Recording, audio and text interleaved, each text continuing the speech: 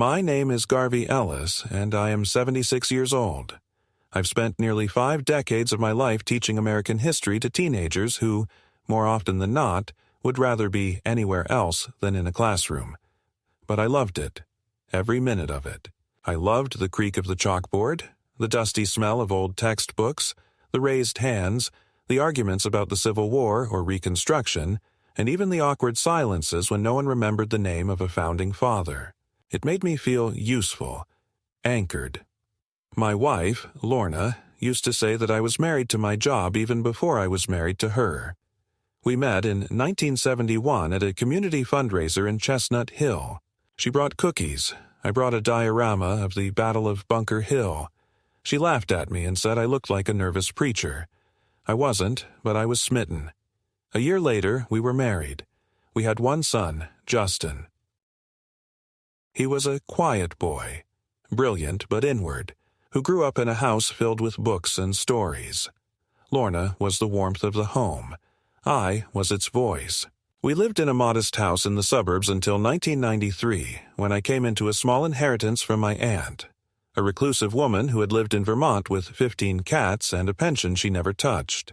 Lorna and I decided to build a home, not just a house, a real family home. A place where holidays would echo with laughter, where our future grandchildren would run barefoot across hardwood floors. I oversaw every detail of the construction. I chose the red brick exterior, the stained glass panels for the vestibule, the stone fireplace. Lorna designed the kitchen and garden.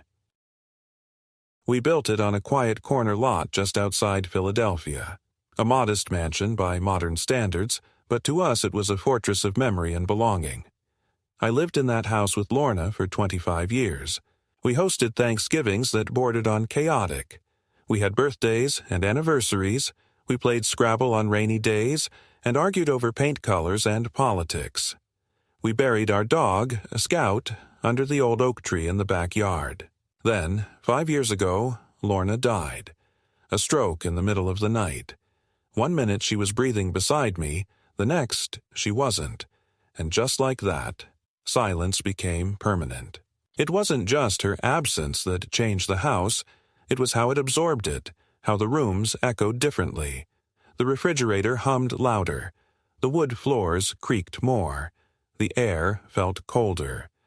Justin came by less and less after her death. He had his own family, his own work, something in real estate consulting that I never quite understood. His wife, Molly, was polite at first, then less so. She had a clipped way of speaking to me, like every conversation was a chore. They lived in the city, in a rental apartment with 2 small bedrooms and 1 bathroom, and were constantly complaining about the noise, the traffic, the rent.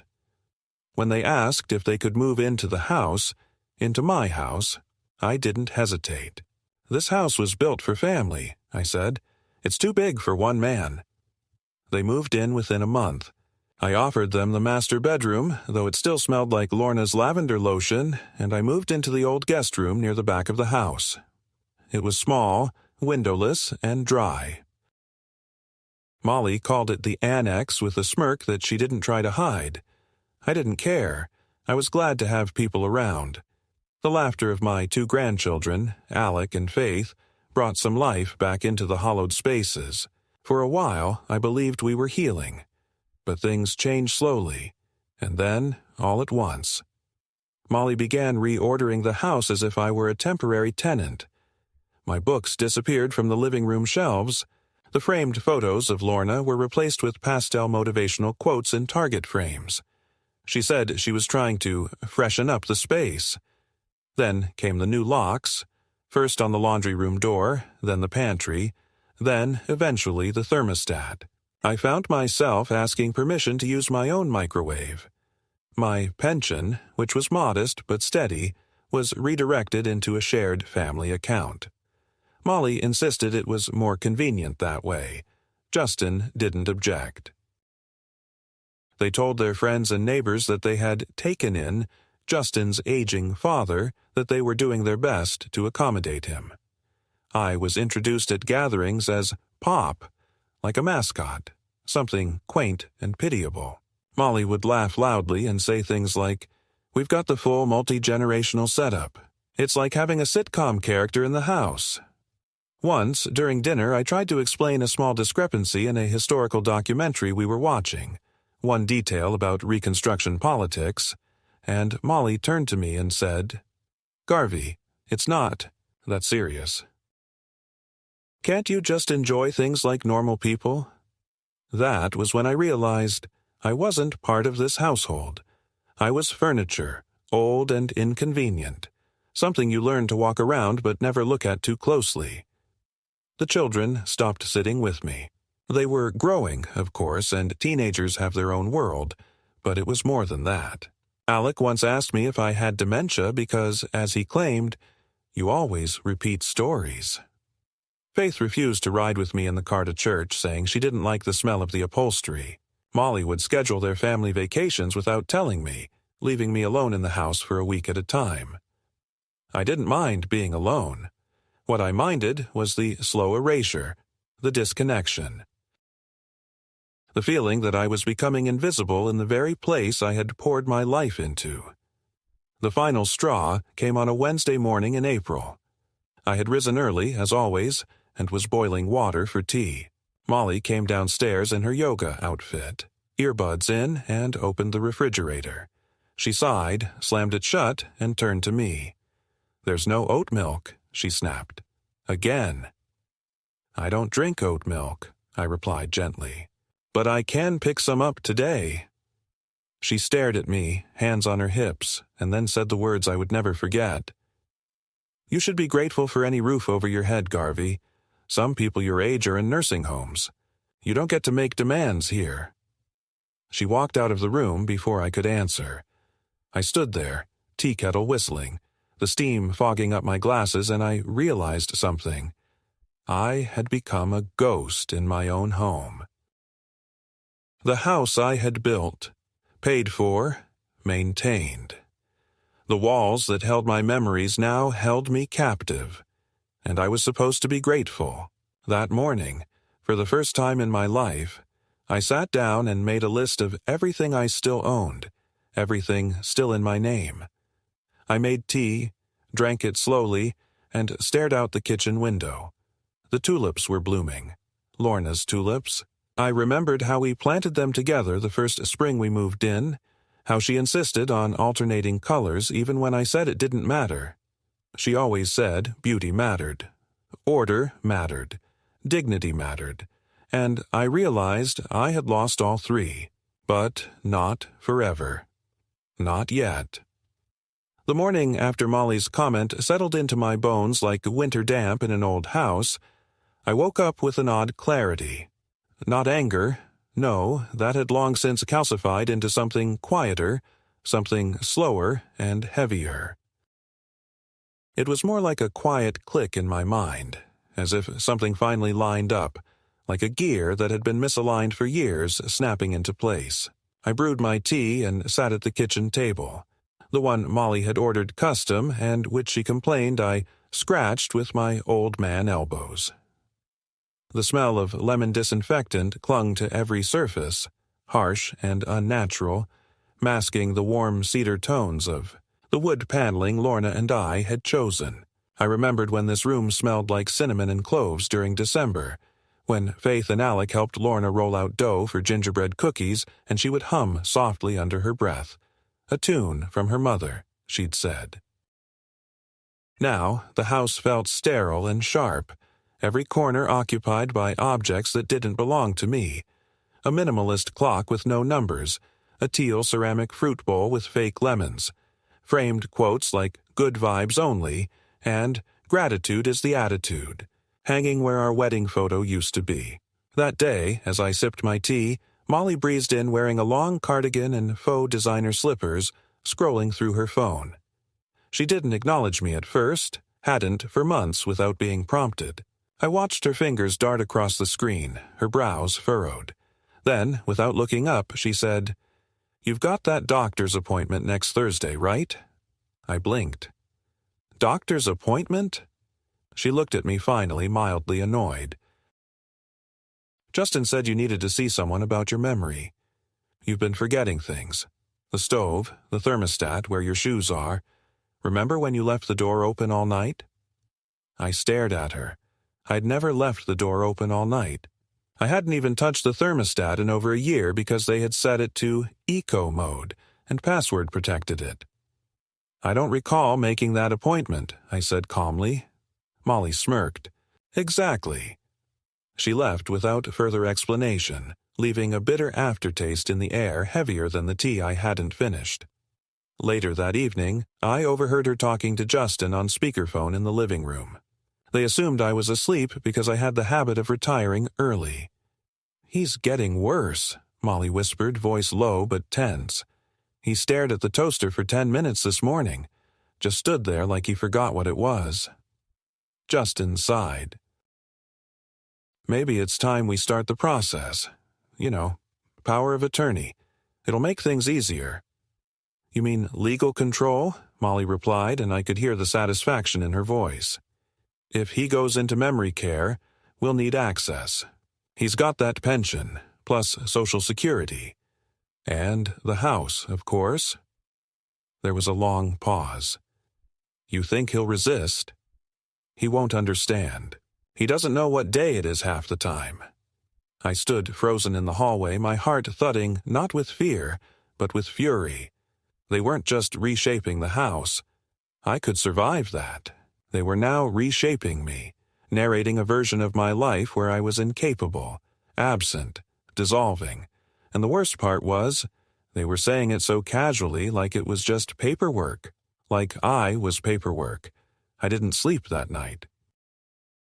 I sat in my small room, the one that used to be the crafts room before Molly stripped it of Lorna's knitting and turned it into what she called the annex. I sat in my armchair, the one thing they hadn't touched because it was too heavy to move, and stared at the ceiling fan spinning in slow, ghostly circles. The next morning I found the attic key.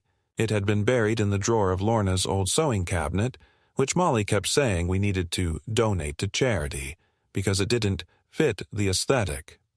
I climbed the attic stairs, careful not to creak too loudly, and opened the narrow door. The air was dry and smelled of dust and cardboard. Boxes lined every wall, decades of our lives tucked away. And then, wedged between a stack of Christmas decorations and a bundle of yellowing yearbooks, I found the fireproof safe. Lorna had insisted we buy one in the 90s after a friend's house burned down. "Just in case," she said. "We stored important things there. Wills, birth certificates, our marriage license, and, most importantly, the deed to the house." With trembling fingers, I turned the combination lock. I remembered it immediately. Her birthday, my birthday, the year we married. The safe clicked open.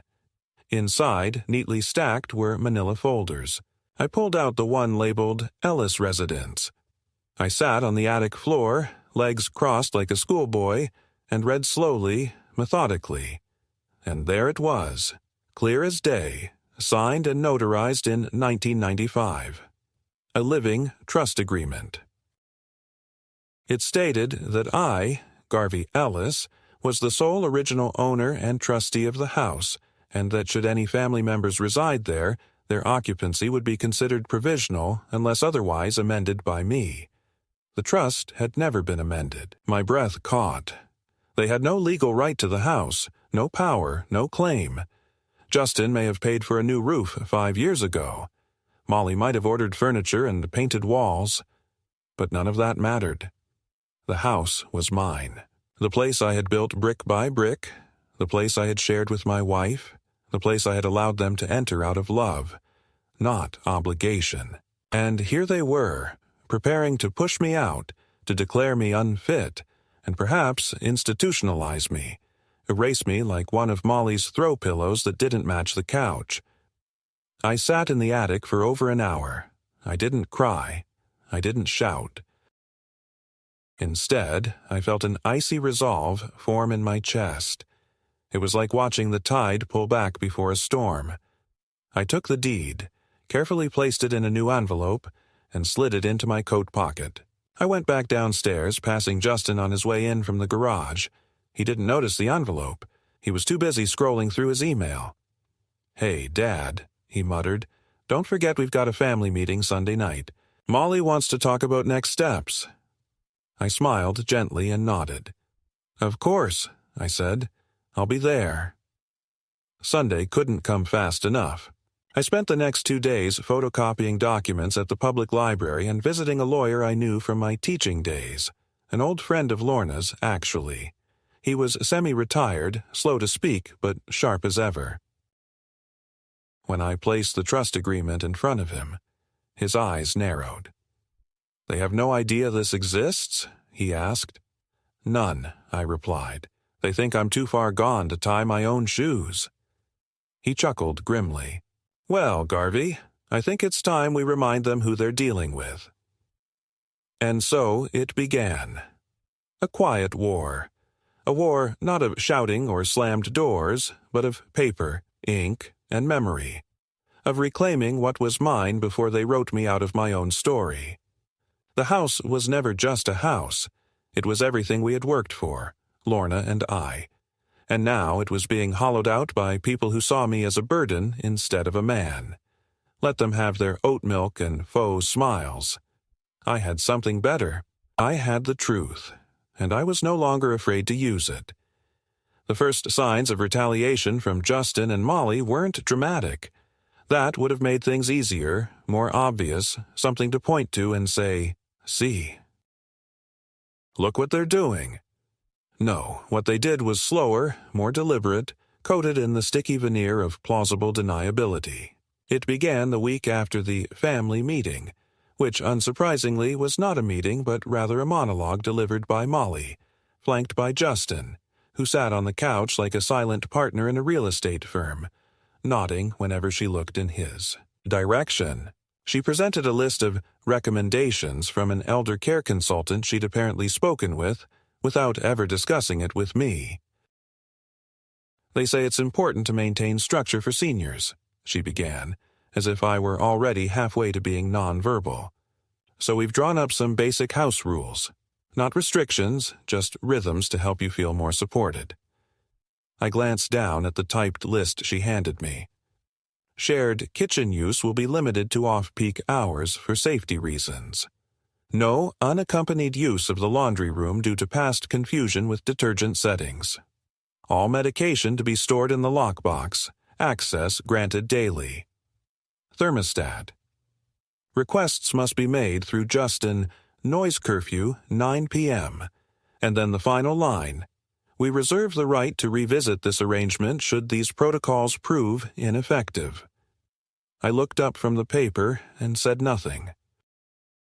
Molly smiled brightly as if she had just gifted me a weekend spa getaway. "It's just temporary, Garvey, until we see improvements. Everyone needs a little help now and then." Justin didn't meet my eyes. Instead, he fiddled with the hem of his shirt and nodded once, mechanically. I folded the paper in half, placed it on the armrest of my chair, and excused myself. That night, the laundry room door was fitted with a keypad lock. Justin said it was a precaution, because Alec had left the dryer running and nearly started a fire. Alec later admitted that wasn't true. He hadn't done laundry in weeks. The next day, I tried to open the garage where my tools were kept, only to find the lock changed. "Insurance issues," Molly explained vaguely. "There's a liability risk if something happens." I asked her what exactly she thought would happen if I used my own screwdriver. She shrugged and said, "It's not about you, Garvey. It's about policies. You'd understand if you weren't so." She stopped short and looked away, pretending to be distracted by a text message. 3 days later, I woke up and went to make toast, only to find the bread and peanut butter missing from the pantry. Molly claimed we were simplifying the food inventory. "Too many items going stale," she said. "It's wasteful." From then on, the pantry was locked with a chain latch. Molly handed me a little canvas sack with a few labeled food items, instant oatmeal, canned pears, crackers, and said, "This is your shelf now. Let us know if you run out." I stood in that kitchen, staring at her. Her manicured hand rested on the counter. her wedding band glinting under the fluorescent light I had installed myself 25 years ago. I wanted to scream. But instead, I nodded and said, "Thank you." The isolation deepened incrementally, like watching slow erosion. My mail was rerouted. When I asked about it, Justin said they had opted into digital delivery to simplify things. My magazine subscription stopped arriving. My phone rang less. Then, not at all. When I checked, I saw that voicemail had been deactivated and the call log was empty. Molly told me that telemarketers were clogging the line, and it was for everyone's peace of mind. When I mentioned that Lorna's cousin Clara had been calling every month for years, Molly said, "She can email." Then came the visitors. Or rather, the lack of them. My former colleagues, old friends from church, even the handyman I'd known for a decade. None of them came around anymore. At first, I thought it was natural drift. People grow busy, distracted. But when I called my friend Charles, his wife answered. "Oh, Garvey," she said, hesitating. "We tried visiting last week, but Molly said you weren't feeling well and didn't want to be disturbed. I'm sorry, we didn't mean to overstep." My stomach dropped. I hadn't been sick. I hadn't even known they'd come by. I asked her to please try again. They never did. I started walking to the park every morning, just to breathe air that wasn't tinged with resentment. I'd sit on the same bench, watch the ducks, feed them crusts from the stale bread Molly deemed expired, and think. I thought about Lorna's laugh, the way she used to hum when she cooked. I thought about how the sun used to hit the dining room table just right in the mornings, and how Faith used to climb into my lap to read picture books. I thought about the slow rewiring of reality happening around me, the way Molly spoke to me as if I were already in hospice, how Justin averted his eyes during conversations, how the kids barely acknowledged me, how every object I touched in the house seemed to come with a condition. "Please don't touch that, it's decorative. Please don't sit there, it's white linen. Please don't open that cabinet, it's not organized yet. Please remember to knock before entering shared spaces." Shared spaces. That was the phrase Molly used when she started locking the downstairs bathroom after 9 p.m. "It's a shared space," she said. "We need boundaries." I wanted to ask her what exactly I was sharing. My pension? My property? My silence? One afternoon as I returned from the park, I found Alec and Faith in the kitchen, laughing over their phones. They didn't see me at first. Alec was mimicking my walk, exaggerated and slow, hunching his back, dragging his feet, saying, "Oh, where am I? What year is it?" Faith nearly collapsed with laughter. Then she pulled up a video. I caught a glimpse. It was a grainy clip of me in the garden, bending to pull weeds. Alec had added a voiceover. "When the dementia kicks in but the lawn still needs love." They'd posted it to some app. Thousands of views, hundreds of laughing emojis. I backed away before they saw me, walked straight to my room, and sat on the edge of the bed for a long time. I didn't cry. That part of me felt long gone. Instead, I made another list. Names, actions, dates. I kept it in the back of my notebook, along with the deed. And then, just as I thought they had exhausted their arsenal of microaggressions, they escalated again. I overheard Molly talking on the phone with someone named Janice. "Yes, we're looking into assisted living," she said. "But there are some logistical complications. He doesn't think he needs it, of course. He still thinks he's fine. It's sad, really. He repeats himself constantly. We think it's early onset, but he's so stubborn. He won't see a doctor. We're documenting everything. Video, timestamps, medication errors." There was a pause. "Yes, we've been told legal guardianship is the next step. We're working on it." I stared at the floor of the hallway, the grain of the oak panels I had chosen myself, and realized that I was being slowly disappeared. Not physically. That would have been too easy. But legally, administratively, emotionally, I was being erased. They were creating a paper trail of fiction, a manufactured narrative of my decline. Every withheld letter, every intercepted phone call, every tiny humiliation had a purpose: to paint me as unfit to remain in control of the life I had built. That night, I didn't sleep. I sat by the window and watched the street lamps flicker, the shadows stretching across the driveway. I thought of Lorna. I imagined her standing beside me, arms crossed, mouth tight. She wouldn't have tolerated this. She would have called a lawyer the moment Molly changed the pantry lock. She would have said, "Garvey, you're not a guest here. This is your home. Don't let them make you forget that." I wished she were here. I wished she could see me now. Or maybe I didn't. Maybe I was glad she didn't have to witness the slow dismantling of our shared life. In the morning, I began transferring documents to a private file. Not just the deed, but bank records, medical statements, receipts, correspondence. I went to a notary and filed a statement of retained legal capacity. I changed the beneficiary of my life insurance policy. I moved my pension payments to a new account. Quietly, methodically, I began to claw back control. And with every step, every signature, every notarized seal, I felt something return to me. Something I hadn't felt in years. Not rage, not sadness. Ownership. The discovery of the living trust agreement in the attic had ignited a fire inside me that had been smoldering under the weight of years of neglect and humiliation. But it was not until the day I sat across from my old friend and lawyer, Martin, that the full reality of what I was up against settled in with a heavy finality. Martin's office, nestled in a modest brick building downtown, smelled of worn leather and faded legal volumes. As he pulled the deed from the folder, his eyes sharpened in a way I hadn't seen in years. "Garvey," he began carefully, "this document changes everything." For the first time, I felt a flicker of hope that was not just wishful thinking but rooted in law and fact. We went over the details line by line, and it was clear. My rights to the house were not only intact but legally binding. I was a co-owner with full authority. What that meant in practice, however, was a different matter entirely. Martin cautioned me about the complexities of family dynamics intertwined with property law. "Your son and Molly may try to contest this," he said.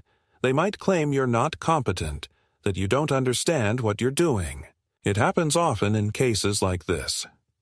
His words sent a cold wave over me, but they also steeled my resolve. I was not about to be pushed out, not after everything I had built, not after everything Lorna and I had dreamed of when we laid these bricks with our own hands.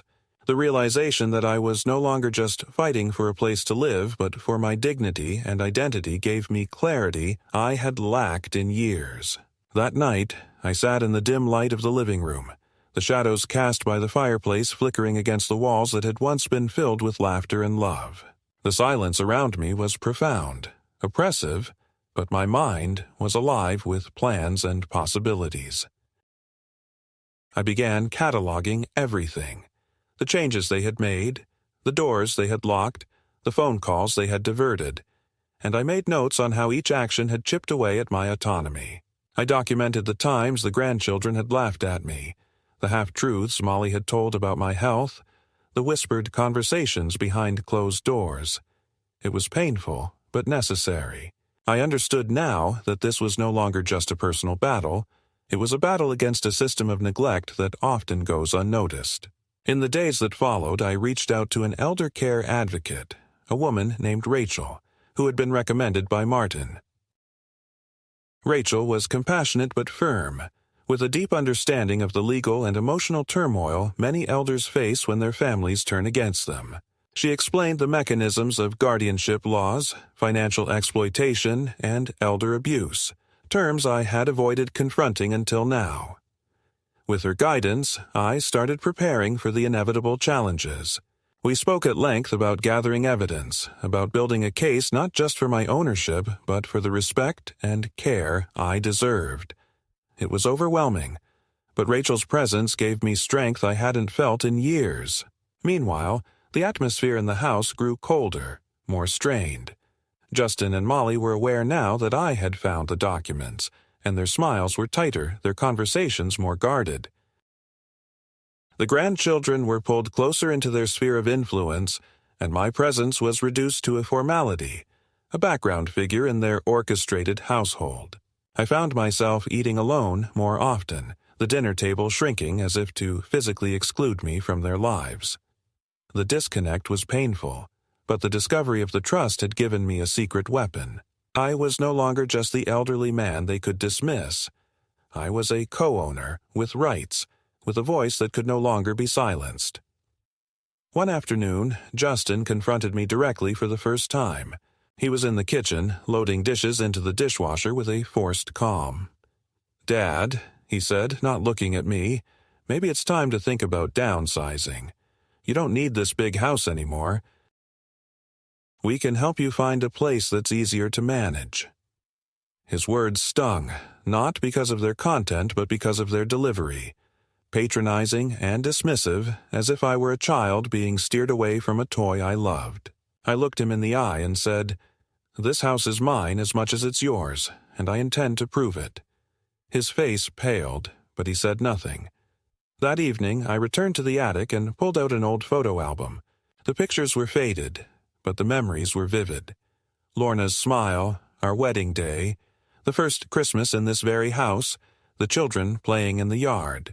I traced the outlines of familiar faces, the handwriting on the back of photos, the small notes tucked between pages. It was a testament not just to ownership, but to life itself. This house was a vessel of decades of love and hope, of sacrifices made and dreams nurtured, and now it was at the center of a storm that threatened to tear everything apart. The middle point of my journey was not marked by a single event, but by the dawning awareness that I was no longer a passive observer in my own life. I was becoming an active participant, a man reclaiming his story piece by piece. The legal documents were not just papers, they were keys unlocking a future where I could assert my rights and demand respect. Yet, with this power came the bitter knowledge that family ties could be as fragile and dangerous as any external threat. The house that once symbolized security and warmth had become a battleground, and I was preparing to fight for every inch. In the quiet moments before sleep, I felt the weight of loneliness and betrayal settle over me. But I also felt something else. A spark of determination, a flicker of hope that had survived years of neglect. The battle ahead would be long and difficult, but for the first time in a long time, I was ready. Ready to stand up not just for the house but for myself, for the legacy of love and life that no one could take away. And so, the middle point was reached. The point where the past and future collided, where the fragile bonds of family were tested, and where the true measure of a man's spirit would be revealed. In the weeks that followed my conversation with Justin, the air in the house thickened with a tension that no one acknowledged but everyone carried, like a gas leak we were all pretending not to smell. The children moved through the house on tiptoes, whispering more and glancing at me out of the corners of their eyes, as if waiting for me to drop something or say something forgetful to validate the story Molly and Justin were weaving so carefully. Molly herself became a specter, always watching, rarely speaking directly to me, but leaving signs of her presence everywhere. My laundry, which I had always done myself, started disappearing from the hamper and reappearing, clean but with several items missing. When I asked about my cardigan, the gray one Lorna had knitted me in 2002, Molly said she didn't know what I was talking about, and perhaps I'd misplaced it. A week later, I saw Faith wearing it, sleeves rolled up, laughing with her friend on the front porch. When I opened my mouth to ask for it back, she looked at me with something between pity and disgust and said, "It smells like mothballs. You can have it." I said nothing. I walked back inside and made a note in my journal. It was around that time that they started inviting people over. People I didn't know, friends from Molly's yoga studio or Justin's office, and introducing themselves as the homeowners. I was never mentioned. One evening, I came into the living room to find a group of well-dressed strangers sipping wine and complimenting the renovations. Molly smiled at me, tight-lipped, and said, "Oh, this is Garvey. He's family." A woman with dyed red hair and too many bracelets extended her hand and asked if I lived nearby. Before I could answer, Molly interjected, "He stays with us sometimes. We like to keep an eye on him." The laughter that followed, polite, dismissive, oblivious, rung in my ears like a siren. I went to my room and stayed there for the rest of the evening. When I emerged the next morning, the front door had a new smart lock. My access code no longer worked. Justin told me it was a system update and that he'd give me the new code later. He never did. The full extent of their plan began to come into focus the following Monday, when a manila envelope arrived in the mail addressed to me. It was from a law firm I didn't recognize. Inside were legal documents notifying me of an intent to file for durable power of attorney, citing signs of cognitive decline and inability to manage personal affairs. I sat at the kitchen table, fingers trembling, reading the words over and over. They had claimed I was forgetful, that I had repeated stories, that I had gotten lost walking home, none of which was true. They had built a dossier of fiction, carefully curated and framed to paint me as a man unraveling. Also, they could gain legal control over my life. I called Martin immediately, and by the end of the day we had filed a formal objection.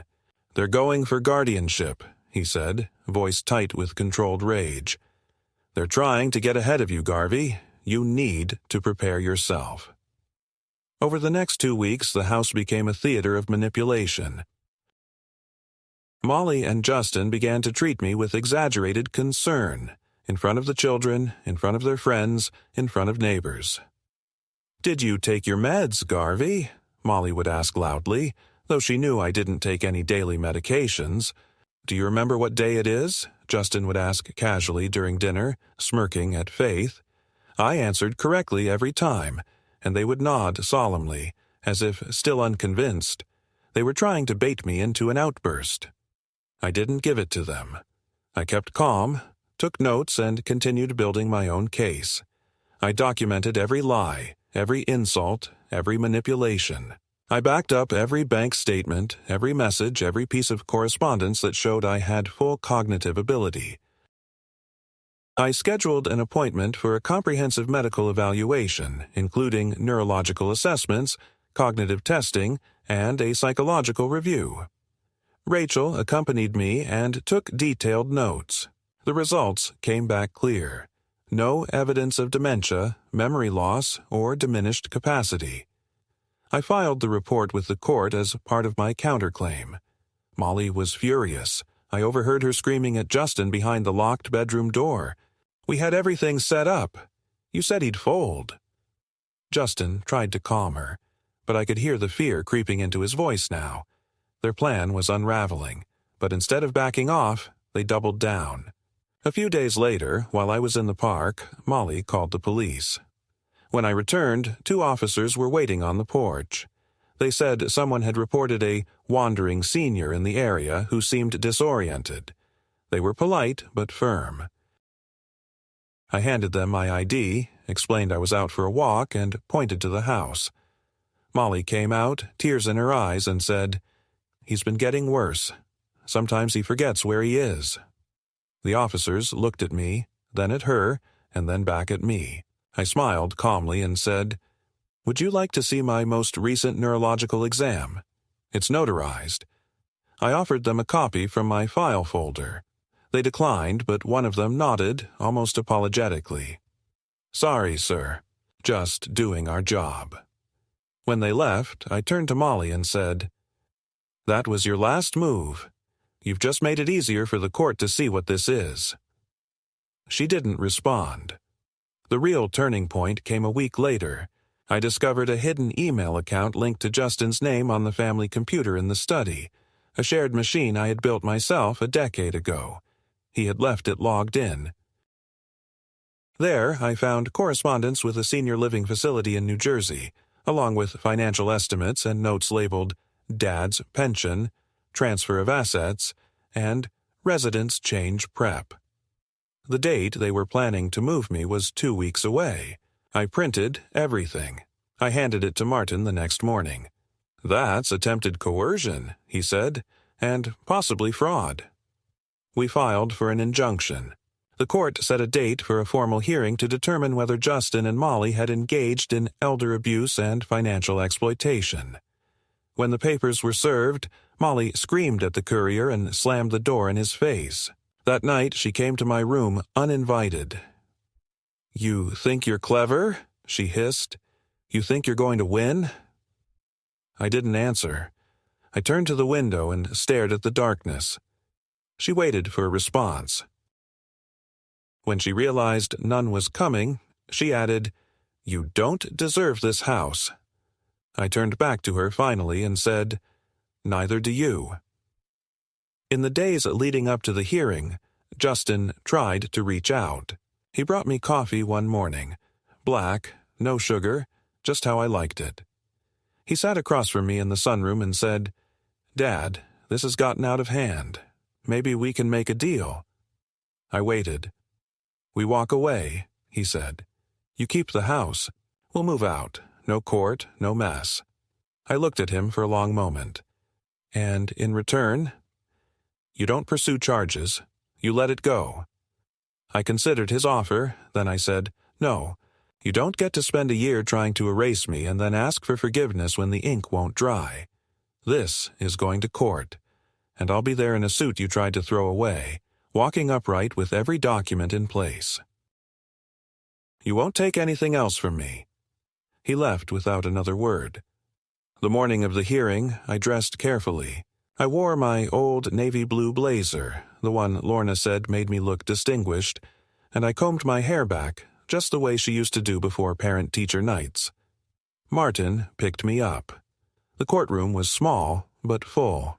Rachel was there, along with a few neighbors I hadn't seen in months, and even Charles and his wife, who gave me a thumbs up from the gallery. Justin and Molly sat on the opposite side, flanked by their lawyer, whose face was set in stone. The judge, a woman in her 50s with sharp eyes, listened carefully as both sides presented their arguments. I spoke clearly, calmly, referencing the documents, the evaluations, the recordings. I told the truth. Nothing more, nothing less. When it was over, the judge took only a few minutes to deliver her ruling. The attempt to gain guardianship was denied. The durable power of attorney filing was declared invalid due to lack of evidence. The judge recommended the initiation of an investigation into potential financial abuse. Molly looked like she might faint. Justin stared at the floor. I felt nothing. No triumph, no joy. Just release. That night, I stood in the backyard under the stars and breathed deeply. The house behind me was quiet. I knew the silence wouldn't last. They would lash out again. But I was ready now. No longer alone. No longer invisible. They had tried to write me out of my life. I had written myself back in, and this time, my name was in bold. In the days following the court hearing, the energy in the house shifted yet again.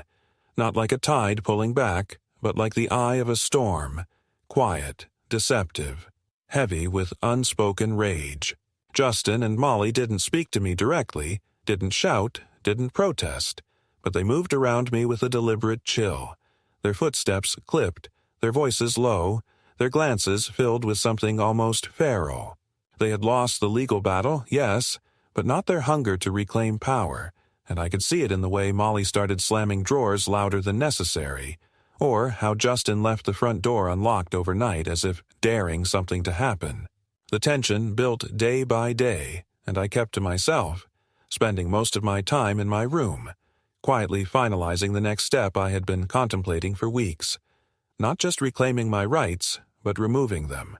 My son and his wife from the house. Entirely. They had made it clear that no truce was possible, that peace would only ever be a facade behind which new schemes brewed. I had no interest in war, but I also refuse to live in occupied territory. I met with Martin again, this time not in his office but at the local coffee shop down the street from the courthouse. I wanted the conversation to be away from files and law books, away from the air that smelled like bureaucracy. I told him I was ready to initiate a motion to dissolve the shared ownership. "You want to push for full sale?" he asked. I nodded. "Let the court force the liquidation. I want out. But more importantly, I want them out." Martin leaned back in his chair and studied me for a long moment. "You know it won't be quick," he said. "They'll delay it, challenge it, stall as long as they can." I nodded again. Let them try. Every month they drag it out as another month they live knowing I hold the matchbook. Within the week, the paperwork was filed. A petition to dissolve joint ownership and initiate forced sale of the house was submitted to the county clerk. Martin made sure to serve them directly at home.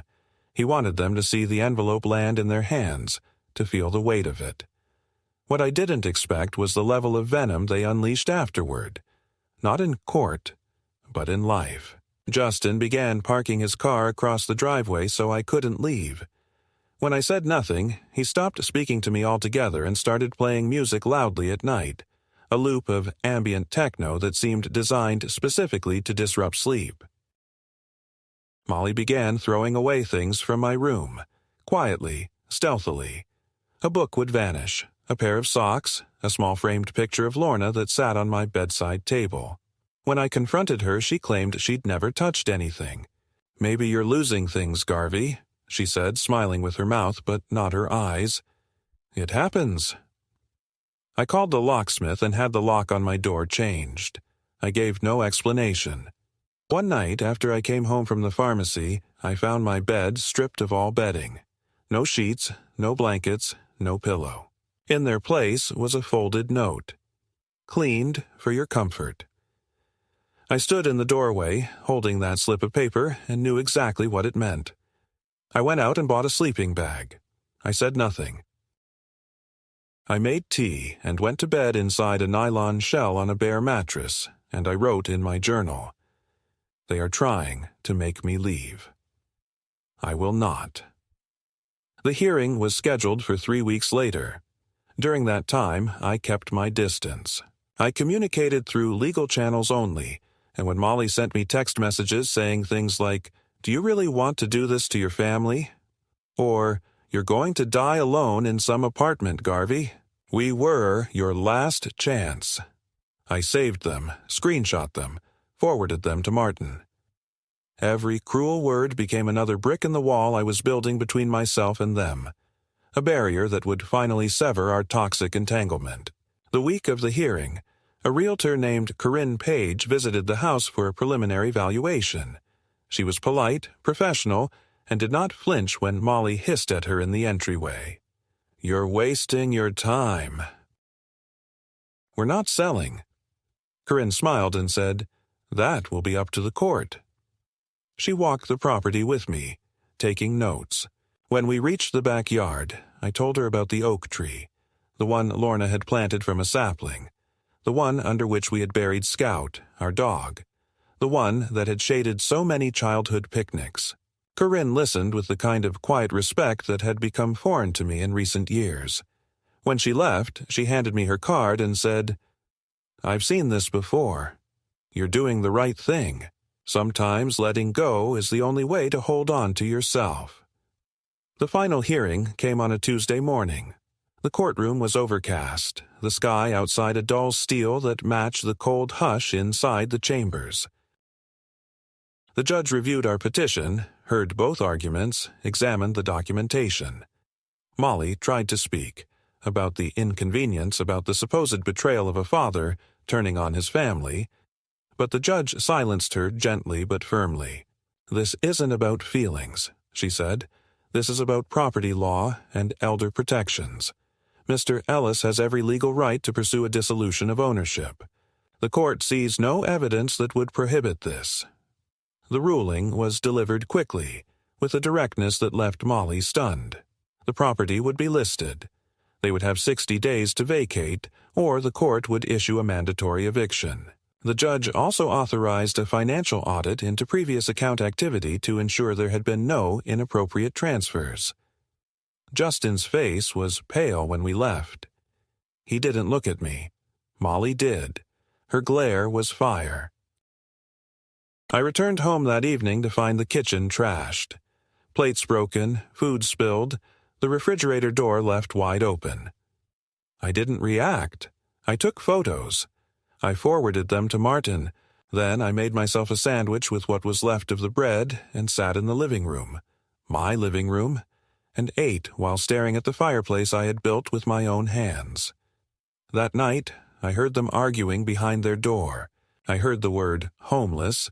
I heard credit score. I heard lawsuit. I went to sleep early and deeply. The next morning, Molly approached me in the hallway. Her expression had changed. It wasn't anger now. It was desperation poorly disguised as concern. "Garvey," she said, "we've all made mistakes. But surely we can work something out. Maybe we pay you rent. You don't really want to live alone at your age. Think about your health. Your grandchildren." I said nothing. I simply walked past her into the kitchen, poured myself coffee, and returned to my room. 3 days later, they moved out. No fanfare, no goodbyes, just the thud of boxes and the scrape of furniture across the floors. I stayed in my room until the moving truck left. When the silence came, it was absolute. And it was beautiful. I walked through the house slowly. Every room was empty of their presence. Their scent, their tension, their contempt, it was all gone. I opened every window. I let the air in. That night, I slept under Lorna's quilt, the one Molly had hidden in the linen closet for years. I found it still smelling faintly of cedar and lavender. And for the first time in a long, long time, I slept without dreams. In the weeks that followed their departure, the house grew quieter in a way that no longer felt oppressive, but restorative, like a body finally exhaling after years of bracing against constant tension. The rooms that once echoed with confrontation and passive aggression became still, but not empty. There was a different kind of presence now, one I recognized, one that had been waiting beneath the surface all along. It was Lorna.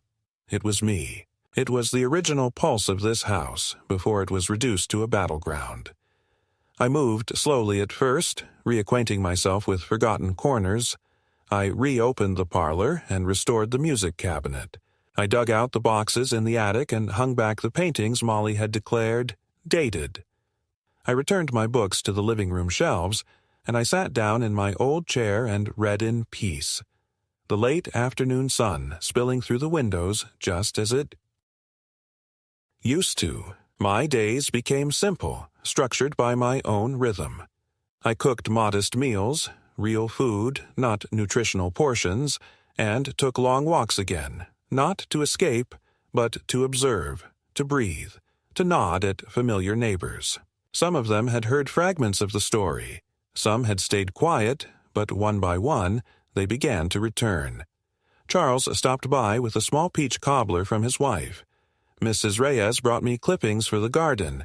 Even the mailman, who had once been instructed to deliver all envelopes directly to Justin, shook my hand and said, "Glad to see you back where you belong, Mr. Ellis." I felt like a man slowly stitching his name back into the seams of his life, not as a protest, but as an affirmation. I made one final visit to the courthouse to finalize the audit. The investigator assigned to the case confirmed what I already suspected. Molly had siphoned a portion of my pension each month into a shared household account and then used it for personal expenses, spa treatments, boutique purchases, even a weekend retreat at a so-called wellness resort. The court sanctioned her with a repayment plan. I declined to pursue criminal charges. When the investigator asked me why, I simply said, "Because I'm not trying to destroy anyone. I just want my name to mean something again." She nodded slowly and said, "That's rare." I received one letter from Justin after they left. Typed, short, unsigned. He said he didn't agree with what I did but hoped I found peace. There was no apology, no acknowledgement of what had been done. I read it once and filed it away. The grandchildren never wrote. I didn't expect them to. They were teenagers, shaped by the stories their parents fed them. Maybe, one day, they'd ask questions. Maybe they wouldn't. That would be their journey. I had no more illusions to protect. In late spring, I hired a local painter to restore the trim on the front porch. As he worked, I stood beneath the oak tree Lorna had planted and watched the breeze stir its branches. The sunlight flickered through its canopy like a memory not quite fully formed. I thought of Lorna's hands in the soil, her laughter when the wind blew her hat away, her quiet pride the day she saw the first acorn fall. I placed a small bench under that tree and sat there every morning, tea in hand, letting the silence return not as absence but as presence. That, I realized, was the difference. This wasn't solitude. This was reclamation. The house no longer whispered fear. It breathed again. The walls no longer listened for insults. They held space for thought. I didn't need to repaint everything or erase the scars. The point wasn't to pretend the damage had never occurred. It was to live fully within the truth of what remained. I began teaching again, in a way, hosting small gatherings of retired teachers, leading free discussions at the library, mentoring a young man from the neighborhood who wanted to become a history teacher. My voice had never stopped working. It had only been silenced. Now it rang out again, clear and strong, not because I demanded to be heard, but because I finally had room to speak. Sometimes at night I still hear echoes. Molly's clipped tones, Justin's hollow sighs, even Faith's mocking laugh. But they don't haunt me. They remind me.